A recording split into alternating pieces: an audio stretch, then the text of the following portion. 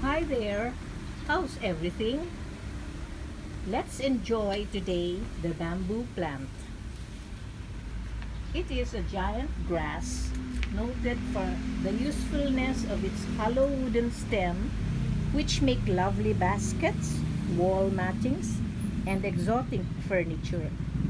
Mature stems are also used as excellent reinforcement for concrete.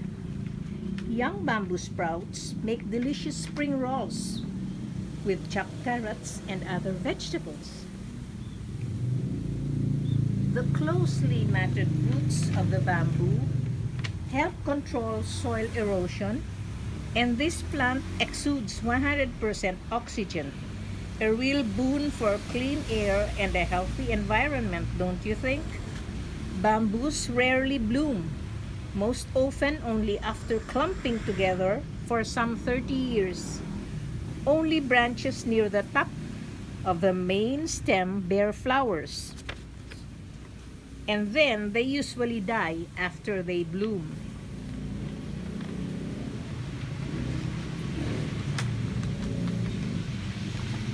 Take a look at the smaller species of the bamboo family. These make pretty indoor decor, and pursuant to feng shui, these sturdy plants provide good vibes and good fortune for the home. Let's be like the bamboo, strong and resilient, just swaying with the wind, sometimes bending over, but never breaking. Like the bamboo, let's be adaptable even with COVID and continue to flourish. After all, nothing is constant except change. See you around. Hasta la vista.